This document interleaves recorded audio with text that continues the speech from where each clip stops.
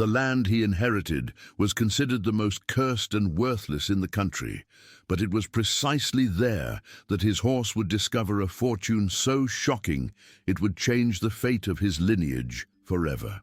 If stories about the power of inheritance resonate with you, subscribe to the channel to continue this journey together. The Chihuahuan Desert sun beat down without mercy, turning the air into a shimmering furnace. Itzaé Rojas was crouched behind a rock formation, the barrel of his old, worn rifle resting on the hot stone. His eyes, narrowed against the blinding glare, were fixed on the small trickle of water that miraculously sprang from the ground, a tiny, sparkling oasis in the midst of desolation. It was for that thread of life that men came. He could hear them now, the muffled sound of hooves on the dry earth, a slow, threatening thunder that grew with each second. His heart hammered against his ribs, a solitary war drum. The land was an insult, a tomb of dust his father had left him. But that water was a prayer, and he would defend it with what little life he had left. His horse, Viento, a creature as lean and resilient as the desert itself, whinnied softly, sensing the approaching threat. There were 5 riders, dark silhouettes cut against the unforgiving horizon, led by a burly man whose wide-brimmed hat couldn't hide the cruelty in his face. They stopped at a safe distance, the leader spitting on the ground with disdain. "Mestizo!" he shouted, his voice tearing through the silence. "This is your last chance. Abandon your master Don Ricardo's land, or we'll water it with your blood." Itzaé didn't answer. He just tightened his grip on the rifle's stock. He had spent his whole life running, hiding who he was. But here, on this piece of nothing that had become everything, running was no longer an option. This was his place, and they would have to kill him to take it. The leader laughed, a harsh, dry sound like desert scrub. "The cowards." "Silence," he mocked before giving a sharp nod to 2 of his men. "Bring him, and don't hurt him too much. Don Ricardo wants to make an example of him." The 2 men began to spread out, trying to flank Itzaé's position. Time seemed to slow down. The buzz of a fly, the sweat trickling down his temple, the weight of the rifle in his hands. He took a deep breath, the air burning his lungs. There was no other choice. The world narrowed to his iron sights. A flash, followed by the dry thunder of the rifle, echoed through the valley. The bullet didn't seek flesh, but rather the water canteen on one of the rider's saddles, which exploded in a silver jet, a sacrilege in this thirsty land. The surprise lasted only an instant, soon replaced by a savage fury. "Fire!" bellowed the leader, the air filled with lead and dust. Bullets ricocheted off the rocks around Itzaé, chipping off splinters that flew like angry wasps. He flinched, his heart racing, reloading the rifle with trembling but steady fingers. The deafening noise terrified Viento. The horse reared, neighing in panic, its eyes wide with terror. A stray bullet whizzed past its ear, and that was enough. With a violent tug, he tore the reins from Itzaé's hand and bolted blindly into the barren terrain. A blur of mane and fear, disappearing behind an arid hill. Itzaé's heart sank. Now he was truly alone. "Your mule ran off, Mestizo!" shouted the leader, his laughter echoing with the gunshots. "Now you die here, like a rat in your hole." The crossfire intensified. The bullets were no longer meant to scare, but to kill. Itzaé pressed himself against the rock, the hot granite burning his skin through his shirt. The smell of gunpowder and ozone filled the air. Every exit was covered. He was cornered. The loss of Viento was a knife in his chest, sharper than any bullet. The horse was his only family, his only chance of escape. Without him, the land wasn't a refuge, it was a death trap. It was then that a deep, resounding sound interrupted the shootout, making the very ground vibrate slightly. It wasn't the crack of a rifle or the thud of a rock. It was a hollow, deep noise, a guttural crack, followed by the sound of collapsing earth and gravel, coming from the arid hill where Viento had vanished. The silence that followed was heavier than the hail of bullets. Don Ricardo's men stopped shooting, looking at each other uncertainly. Even the leader frowned, his arrogance momentarily replaced by a perplexed caution. What in the hell was that? Itzaé seized the moment of hesitation. His fear for Viento outweighed his fear of the bullets. He peeked over the rock, observing the attacker's confusion. The leader, regaining his composure, spat again. "Probably a landslide on these rotten hills," he growled, though his voice carried a hint of uncertainty. "Don't get distracted. Move in. I want his head." But the command sounded hollow. His men advanced, yes, but their steps were slow, their eyes scanning not only Itzaé's position, but also the silent, mysterious hill that seemed to have swallowed the horse. That sound hadn't been natural. It was as if the desert itself had broken a bone. This was his only chance. Ignoring the instinct that screamed for him to stay down, Itzaé leaped from his cover. He ran, not away from the gunman, but toward the unknown danger, in the same direction his horse had taken. Shouts of surprise were followed by a new volley of shots, but now they were hurried, erratic. Bullets kicked up dust at his feet as he ran with his lungs on fire, his heart beating a frantic rhythm of dread and hope. Every step on the cracked earth was a gamble. Reaching the top of the hill, panting and covered in sweat and dust, he stopped short. What he saw below was not a landslide. It was an abyss, a dark, jagged fissure that had opened in the earth, and at the bottom of it, something gleamed under the merciless sun. This twist of fate, when desperation finds a glimmer of hope, is what drives us. If you have a guess what was gleaming at the bottom of that abyss, leave it in the comments. His first thought, more urgent than the glint at the bottom of the abyss, was for Viento. A cold panic seized him until he saw him, a few meters down on a wide ledge formed in the fall, trembling from head to hoof, but miraculously on his feet. A sigh of relief escaped his lips, so profound it left him dizzy. Only then did he allow his eyes to follow the light that had called to him. It wasn't a single point of light. The wall of the newly opened chasm was streaked with a thick, irregular vein of pale metal that drank the sunlight and returned it in a blinding glare.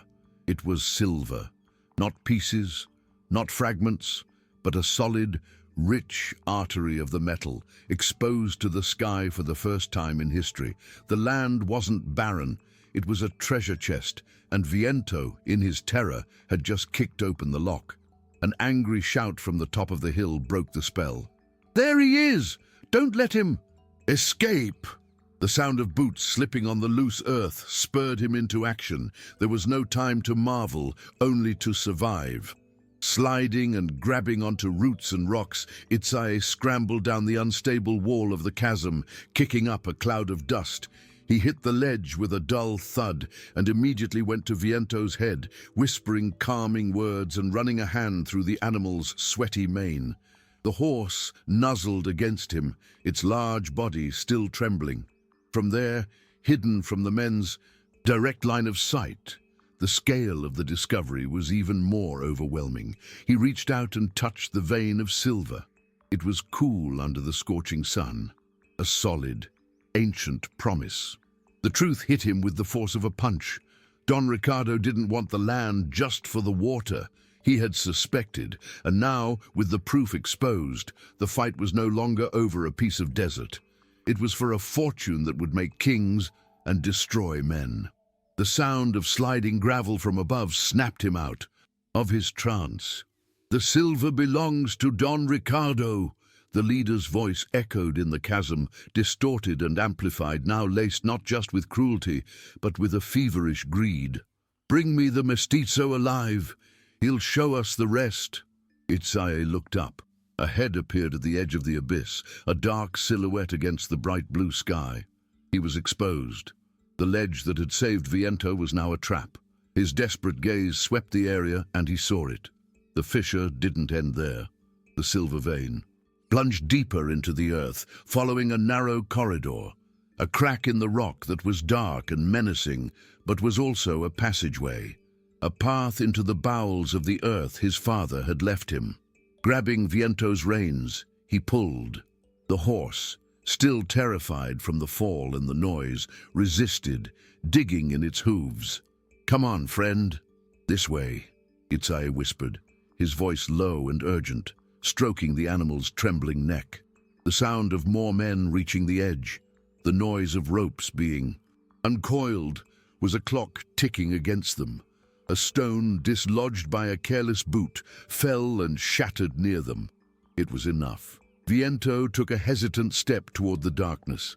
Itzaé guided him into the narrow passage, the animal's flanks scraping against one wall, the silver vein gleaming faintly beside them like a ghostly guide.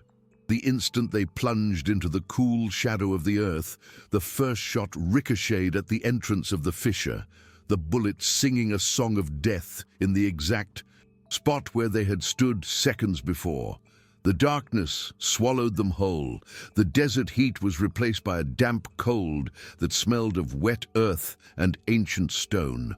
The outside world vanished, replaced by the sound of Itzaé's ragged breathing and Viento's nervous snorts, his wide flanks brushing dangerously against the narrow walls. For a moment, panic threatened to take over. They were trapped. But then his eyes adjusted, and the vein of silver became his guide. A pale, luminescent trail, winding into the depths of the earth. He held the reins tighter, using his own body to gently guide Viento, whispering promises he wasn't sure he could keep. Every step inward was a step away from the sun and the life he knew, but also a step away from the bullets.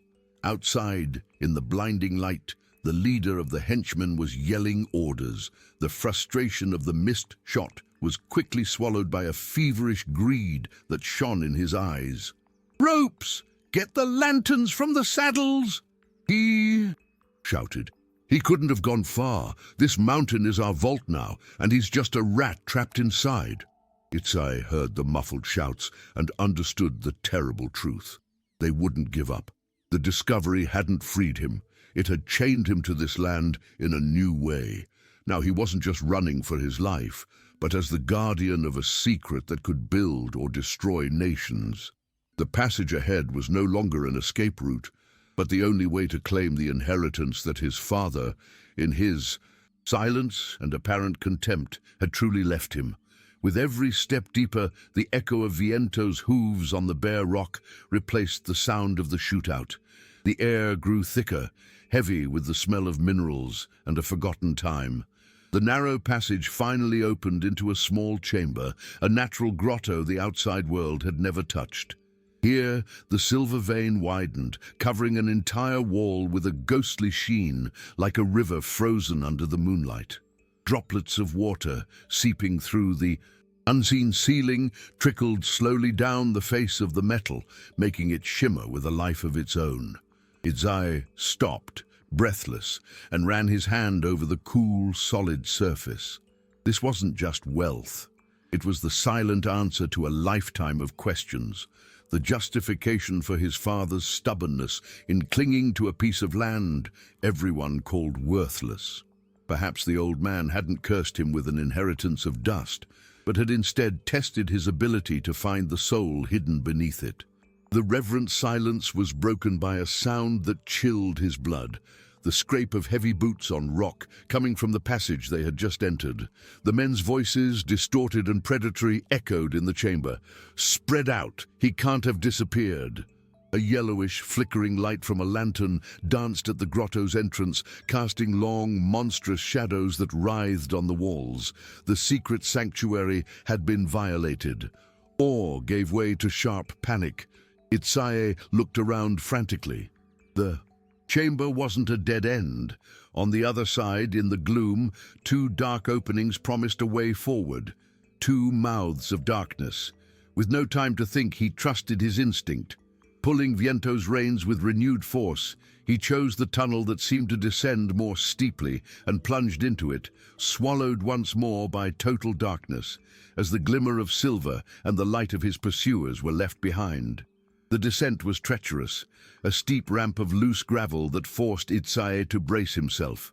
using his own body as a counterbalance to slow Viento's frightened advance. The sound of the horse's hooves scraping and slipping on the stone was terribly loud in the narrow passage. For an instant, panic suffocated him. What if Viento fell, breaking a leg? The thought was more terrifying than a bullet in his own chest. Behind them, in the silver chamber, he heard the leader's frustrated shout, "Split up! He can't escape us!" The lantern's glow vanished as the men apparently took the other. And tunnel, and the sound of their voices was swallowed by the rock. They were alone, plunged into a profound silence, and a darkness so absolute it seemed to have weight. The tunnel finally leveled out, opening into a wider space whose size Itzaé could only guess at by the change in the echo of his breath. The air here was cooler, with a distinct smell of ozone and damp earth. He paused, running a hand over Viento's trembling flank, whispering words of comfort that were as much for himself as for the animal. With the horse still, a subtle sound reached his ears, the distant rhythmic dripping of water. Hope. Leaving one hand on the reins, he reached out with the other, following the cold, rocky wall. Instead of uneven stone, his fingers found something unexpected, old, time-polished wood set firmly into the wall. A support beam. And just below, his feet stumbled on something hard and linear. Crouching in the dark, he felt a cold, corroded metal rail. This wasn't a natural cave. It was a mine. An old, forgotten mine his father had never mentioned. The revelation hit him harder than the cave's chill. A mine. His father hadn't left him a tomb of dust, but a secret vault, a silent legacy hidden beneath a facade of worthlessness. All the stubbornness, all the refusal to sell, the entire life of hardship, it all now made a terrible and magnificent kind of sense. He hadn't just been defending water, he had been unknowingly guarding a family secret. Gently pulling Viento, he began to follow the tracks, one foot in front of the other in the palpable darkness. The sound of dripping water ahead became his guide, a steady, rhythmic beat that promised either an exit or the pulsating heart of this secret mountain. The path led them to a larger chamber where the ceiling rose into an unseen darkness. There, tipped over beside the tracks like the skeleton of an ancient beast, was an ore cart. The wood was rotten and the iron wheels were eaten away by rust. Curiosity, stronger than fear, compelled him to approach. Inside the cart, amidst rock debris, was something that didn't belong. A small leather pouch, hardened by time and moisture. With trembling fingers, he opened it. Inside, he found a diary with pages stuck together by water and a small wooden object, roughly carved into the shape of a horse. A wave of recognition washed over him. That carving. He remembered seeing it in his father's hands during the long, silent nights of his childhood. The mine wasn't just a family secret. It was his father's story. The small wooden horse felt warm in his hand, an ember of memory against the cave's cold. For an instant, the danger surrounding him vanished, replaced by the ghostly image of his father, sitting by firelight, his knife gliding over the piece of wood with infinite patience, his face a mask of concentration that Itzaé had never understood. Now he understood. It wasn't a hobby, it was a map, a key. With a care bordering on reverence, he tucked the soaked diary and the wooden horse inside his shirt, the old leather and rough wood against his skin. They were the only pieces of the puzzle he had, and he would protect them with his life. Grabbing Viento's reins with new determination, he turned back to the darkness, following the sound of dripping water, the steady rhythm becoming the heartbeat of this secret mountain. The tracks guided them deeper. The air grew cleaner, carrying the promise of fresh water. Finally, the passage opened into a vast grotto, so large his breath found no echo. And there it was, the source of the desert's life. A silent waterfall cascaded down a wall of black rock, feeding an underground lake so clear that the bottom seemed only an arm's length away. And at the bottom of the lake, the silver vein continued, its glow distorted by the water, turning the cavern floor into a starry sky. The tracks ended at the lake's edge, an abrupt end of the line. Itzaé knelt at the shore, the beauty of the place paralyzing him. For a moment, it was a sanctuary, a secret paradise. The peace, however, was shattered by a shout that echoed from the tunnel they had come from. "This way!" I saw his lantern light reflect off something. The trap had closed. Panic threatened to paralyze him. There was nowhere to run. The yellowish light of the pursuer's lantern was already dancing at the tunnel's entrance, stretching the shadows and promising certain death. His desperate eyes scanned the grotto, searching for any recess, any crevice. And then he saw it. The waterfall. It wasn't a deluge, but a constant curtain of water sliding down the dark rock. It was an insane gamble, a final gasp of hope. Pulling on Viento's reins, he led him to the edge of the lake, whispering feverish words of encouragement. The horse shied away, frightened by the cold, black water, but the shouts of the approaching men were a more powerful incentive than any spur. With a final tug, Itzaé waded into the freezing, waist-deep water, and Viento, trembling, followed him. The shock of the cold water stole his breath. Step by step, with the slick, uncertain ground under his feet, he guided Viento toward the curtain of water. The sound of the waterfall became a roar in his ears, drowning out the shouts of the men who were now entering the grotto. The moment their lantern light swept across the cavern, Itzaé and his horse disappeared behind the veil of water. They emerged on a hidden rocky ledge, a small, damp and dark sanctuary. Through the water, he could see the silhouettes of the men at the edge of the lake, their voices echoing with frustration. "The tracks end here," one of them shouted. "Did he drown, or did the devil just take him?"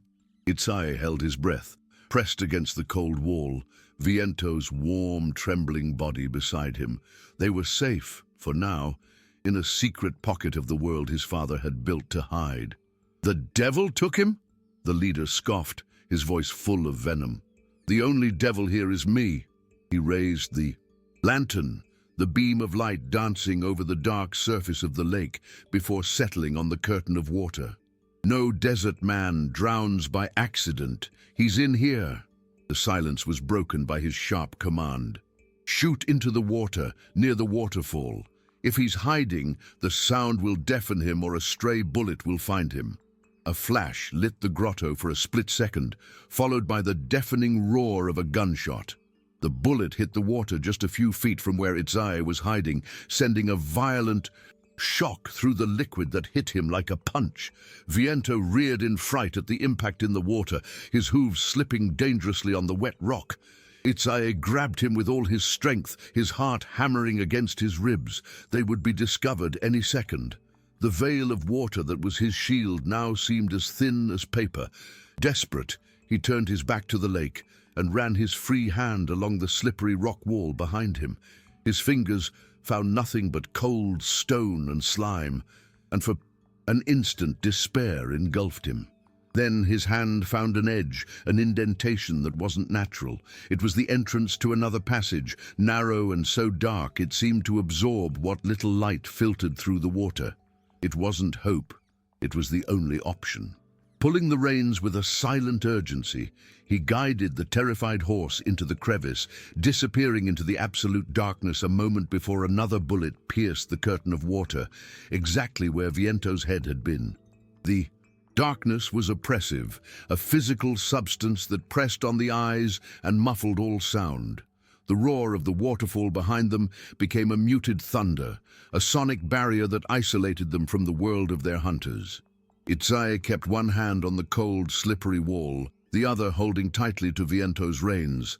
The horse's body, warm and vibrating with fear, was both his only companion and a constant obstacle in the tight passage. Each step was an act of blind faith, the sound of hooves, slipping on wet stone, amplified to a deafening level in the claustrophobic silence. The dull thuds of the gunshots, still echoing through the rock, were a visceral reminder of how close death had been. but fear was slowly being replaced by a cold, hard determination. This mine wasn't a tomb, it was a sanctuary, and he would either unravel it or die trying.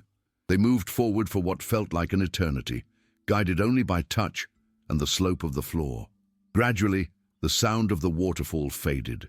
Completely swallowed by hundreds of feet of solid rock, the air became drier, the smell of slime giving way to ancient dust and ozone.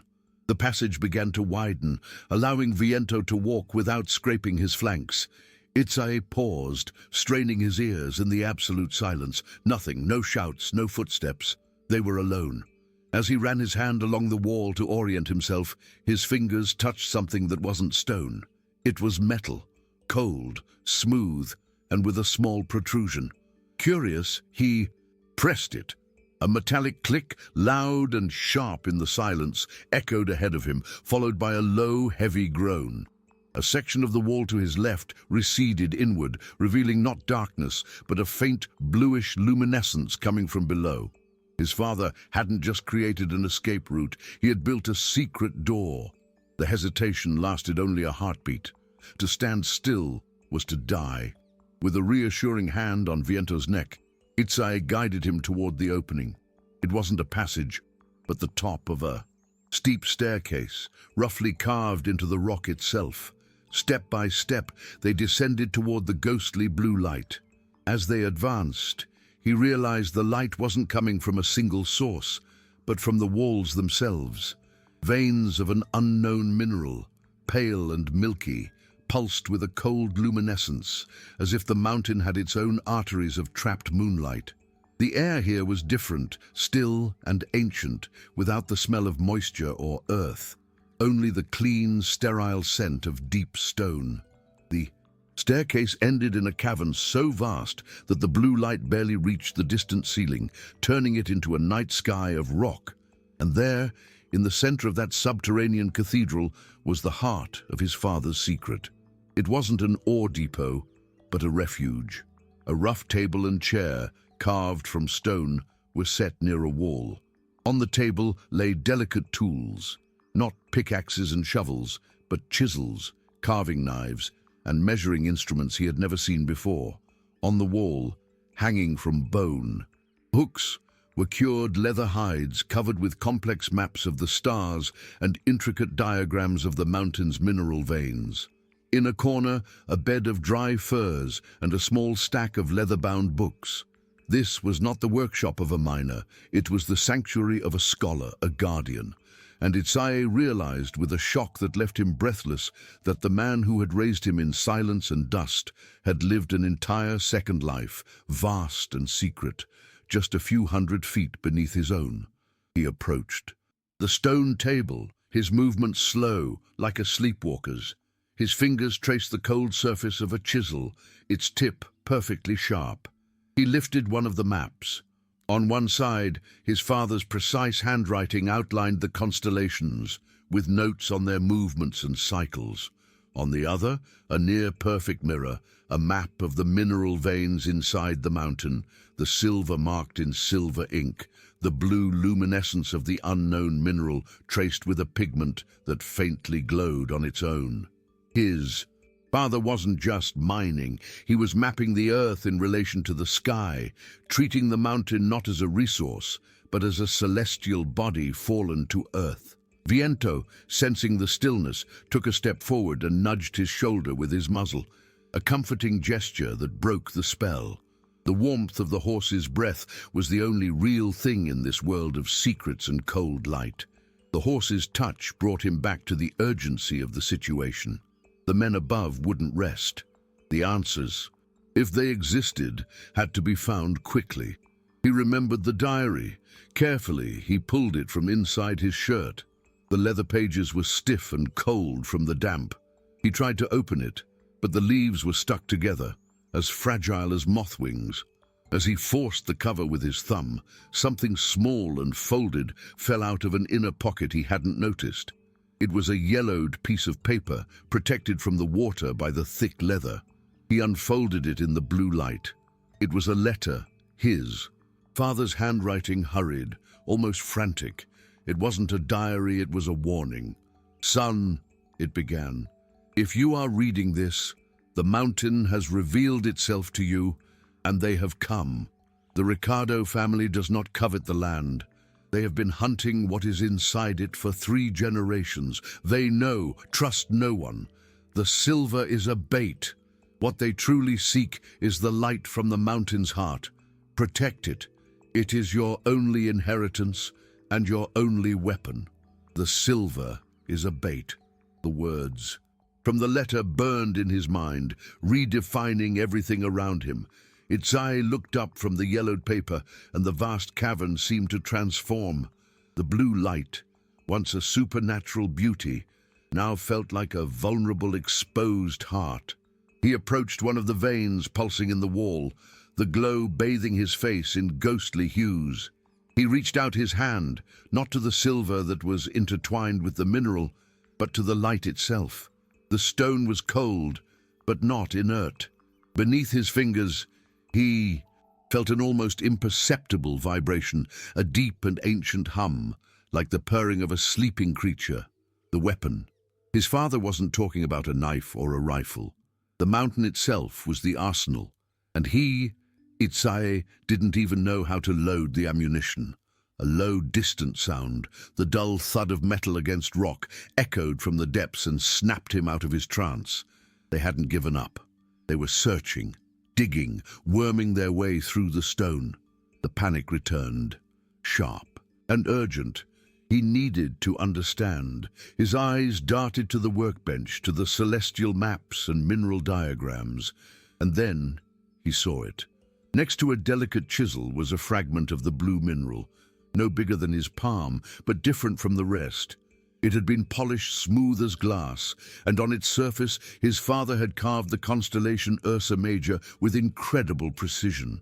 Driven by an instinct he didn't understand, Itzaé picked it up.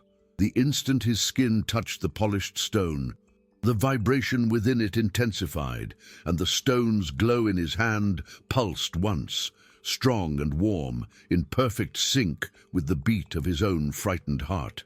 The pulse of light in the stone was echoed by an almost imperceptible tremor beneath his feet.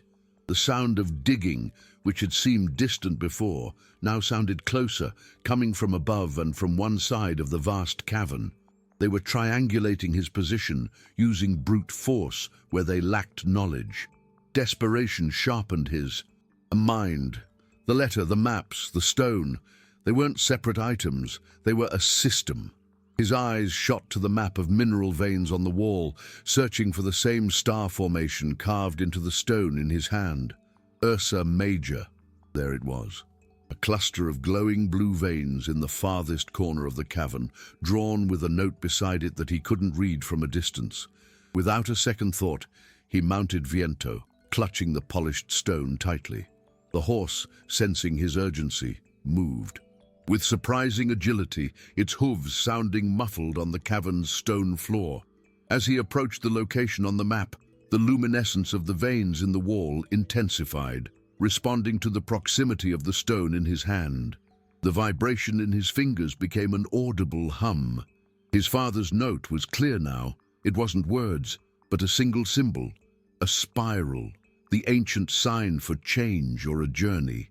Below the symbol, the wall looked as solid as the rest of the mountain, but Itzaé felt a pull, a resonance between the stone in his hand and a specific point on the rock. Trusting in his father's legacy, he reached out and pressed the polished stone against the wall. The hum exploded into a deep, sonorous chord that made the air vibrate and the dust dance. The sound wasn't violent but piercing, a note that seemed to resonate with the very essence of the mountain. From afar, he heard shouts of alarm and the clatter of falling rocks. The sound of digging cut off abruptly. Before him, the wall didn't open, but dissolved. The solid rock transformed into a cascade of fine, glittering sand that poured onto the floor, revealing a dark, steep passage that descended even further into the silence of the earth. The glowing dust settled at Viento's feet, revealing a darkness that seemed to drink the blue light of the cavern. The distant shouts, now tinged with panic and confusion, were the only encouragement he needed. There was no time to question or hesitate. Clutching the polished stone as if it were his father's hand, he guided Viento onto the steep ramp. The descent was even more treacherous than the last, a slide of smooth rock and loose sand where Viento's hooves struggled for grip. Itzaé dismounted, walking beside the horse, his body serving as an unstable brake, his free hand always on the wall for balance. The passage closed behind them, and the blue light vanished, plunging them back into total darkness. But this time, the silence wasn't empty. It carried the echo of the powerful note he had unleashed, a vibration he still felt in his bones, a promise that he was no longer just running, but following a path. The tunnel descended in a constant spiral, and the air grew increasingly hot, thick with the smell of sulfur, and something metallic, like the smell before a lightning strike. The darkness was absolute, with no faint glow from silver or blue luminescence to guide them. He could only trust the ground beneath his feet and the warmth of Viento's body beside him. It was then that he understood the true nature of his father's weapon. The sound he had generated wasn't just to open a door, it had been a blow. A sonic attack that he hoped had disoriented his pursuers, perhaps even caused a small cave-in to block their advance. He wasn't just hiding anymore. He was fighting back, using the mountain itself as his shield and his sword. And as he descended deeper and deeper into the warm belly of the earth, a frightening and thrilling certainty took hold of him. The heart of the mountain wasn't a place, it was a source of power, and he was being led directly to it. The heat became oppressive, the air thick and vibrant like the inside of a giant chest. The smell of sulfur was now so strong it burned his nostrils. It was then that a faint light began to leak from the darkness ahead, a reddish, pulsing glow that spilled across the tunnel floor and painted the stone walls in shades of ember. The polished stone in Itzaé's hand, which had grown cool in the darkness, began to warm again, its own blue luminescence pulsing softly in response to the approaching red glow. The tunnel ended abruptly, not at a wall, but on a rocky ledge, a natural balcony hovering over an abyss of light and power. Before them, in a cavern so vast it would make the waterfall chamber seem like a small room, was the pulsating heart of the mountain. The floor wasn't rock, but a lake of molten metal, silver and other unknown minerals swirling slowly in, currents of white and orange heat. And in the exact center of that lake, rising like a monolith from a forgotten world, was a colossal crystal, as large as a house, that pulsed with a deep red light with every slow, powerful beat of the earth's heart. The sound was not of fire, but a deep, constant hum that vibrated in the air, in the bones, in the soul. The veins of blue mineral and silver could be seen on the cavern's ceiling, converging on the great crystal like the roots of a celestial tree. Itzaé understood. The silver wasn't the treasure, it was the conductor. The blue mineral wasn't the light, it was the echo. That geological furnace, that living crystal, was the source of everything, a planetary battery that his father had guarded in secret, and that the Ricardo family wished to possess at any cost. The discovery of this primordial power changes everything, transforming a desperate escape into the defense of a legacy. Leave a comment showing your support for Itzaé and subscribe to find out how he will use the heart of the mountain to fight back. Thank you for following this journey so far.